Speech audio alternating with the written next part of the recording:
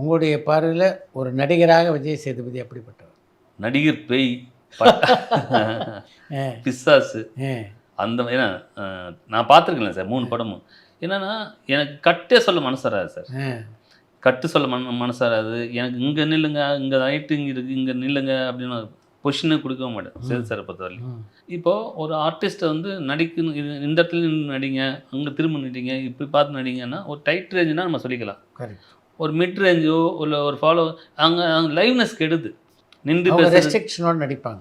அது பண்ணுறது கஷ்டமாக இருக்குது. அதை இப்போ நான் அலைன்ஸ் பண்ணிவிட்டு சார் இது சுச்சுவேஷன் இங்கே தைக்கு வந்தீங்கன்னா நான் கேப்ஸ் பண்ணிக்கிறோம். ஸோ அதனால சார் நாங்கள் இது வந்துட்டோமா சார், கண்டிப்பாக வந்துருங்க. ஏன்னா அதில் ஒரு லைவ்னஸ் அவங்க கிடைக்குது இல்லையா.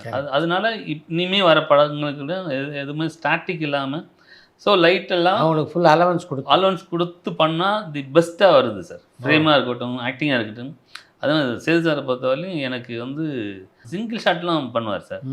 சிங்கிள் ஷாட்டு ஒரு டைலாக் கூட மிச்சம் இல்லாமல் பெர்ஃபார்மன்ஸ் பண்ணி எத்தனை ஆங்கிள் வச்சாலும் அதே இது பண்ணுவார் திரும்ப. ஆமாம், அதுதான் அவளோட அது ரொம்ப ஹைலைட்டான விஷயம். இப்போ இந்த படம்லாம் பார்த்தீங்கன்னா ஷோல்டர் பட்டம் அந்த ஷாட் எடுத்தான்.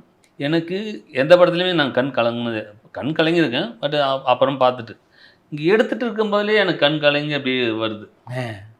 ஷூட் அப்போ அவர் நடிச்சிட்டு இருக்கும்போது என் கண் கலங்கி அப்படியே எனக்கு ஒரு மாதிரி கோல்டு பிடிக்கும் மாதிரி ஆகிடுச்சு.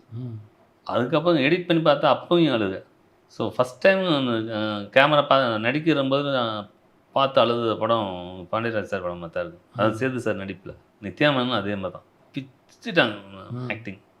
Nithya Menon the best actor. பண்ணுறாங்க, எல்லோரும் பண்ணுறாங்க. நான் பார்த்ததில் நித்யா எனக்கு ரொம்ப நல்லா சேது சார் எப்படி எந்த அளவுக்கு இருக்காங்களோ அந்த மாதிரி நித்யாவும் கான்ஃபிடெண்ட்டாக இருக்கட்டும், நம்பி ஷாட் வைக்கலாம். எங்கேயுமே அந்த மாதிரி அவங்க சொல்லுவாங்க சார் இப்படி இங்கே வரட்டுமா சார், அங்கே போயிட்டு வந்துடும் சார், அந்த பொருள் எடுக்கவா சார், இங்கே எடுத்துகிட்டு இப்படி இந்த பக்கம் வந்துட்டுமான்னு. நித்தி நீங்கள் உங்களுக்கு என்ன கம்ஃபர்ட்னு நீங்கள் பண்ணுங்கள், முன்னாடி சொல்லிடுங்க. ஏன்னா அதை நான் ஃபாலோ பண்ணுவேன். ஏன்னா பேக் வந்துச்சுன்னா எதை இடிச்சும் பண்ணணும் அப்படின்னு தான் சொல்லிடுங்க.